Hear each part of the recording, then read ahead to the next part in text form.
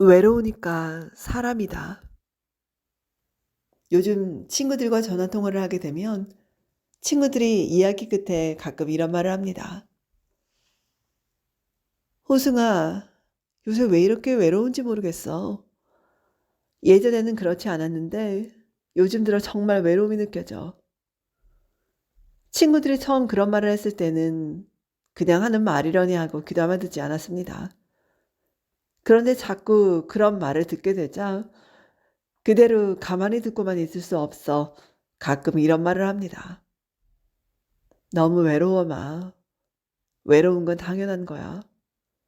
인간은 본질적으로 외로운 존재야. 외로우니까 사람인 거지.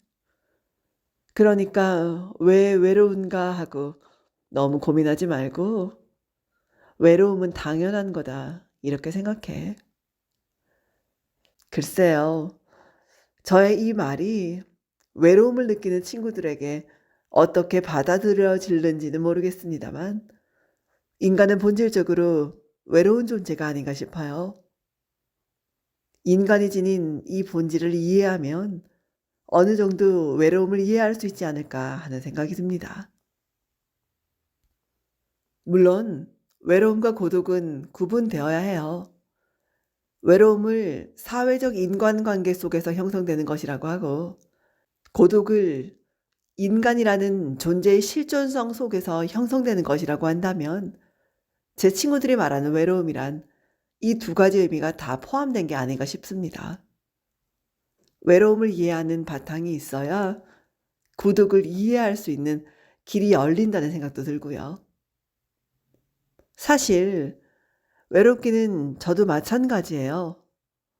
어떤 때는 혼자 길을 가다가 문득 엄습해오는 외로움 때문에 길을 멈출 때도 있습니다. 친구들과 저녁을 먹거나 차를 들거나 술을 마시면서 이런저런 이야기를 나누어도 집으로 돌아오는 길에 문득 더 외로워지면 느낄 때도 있습니다. 결혼도 외로운 일이고 아내와 자식을 사랑하는 일 또한 외로운 일이더라고요. 가장 가까운 이들한테서 가장 많이 상처를 받듯이 가장 가까운 이들한테서 가장 큰 외로움을 느끼게 됩니다. 부모님한테서도 저는 외로움을 느끼는데요. 세상 떠날 준비를 하시는 연로한 부모님을 보면 제가 그 부분에서만은 도무지 해드릴 게 없어 문득 외로움과 쓸쓸함이 몰려듭니다. 아무리 사랑하는 어머니라 할지라도 죽음에 대한 준비는 어디까지나 어머니 당신의 몫이기에 아들은 외롭고 쓸쓸합니다. 그러나 주름투성이 어머니의 사랑이 가득 담긴 눈빛을 보면 어느새 인간의 외로움을 이해할 수 있는 힘이 생깁니다. 돌이켜 곰곰이 생각해 보면 내가 가장 외로웠을 때는 내 마음속에 사랑이 부족했을 때였어요. 내가 누군가를 진정 사랑할 때는 그리 외롭지 않았습니다. 외롭다는 것은 어쩌면 내게 사랑하는 마음이 부족하다는 것을 나타내는 것이 아닐는지요. 사랑이 있는 한 외로움은 견뎌낼 수 있습니다. 왜 외로운가 하고 고민하기보다 왜 사랑이 부족한가 하고 고민하는 게 더 낫지 않을까 싶은데요. 저는 수선화에게라는 시에서 외로움에 대해 이렇게 쓴 적이 있어요.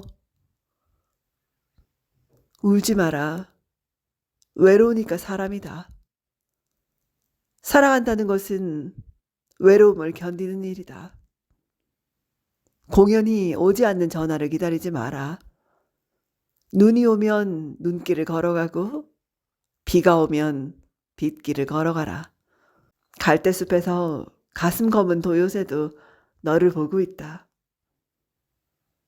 가끔은 하느님도 외로워서 눈물을 흘리신다.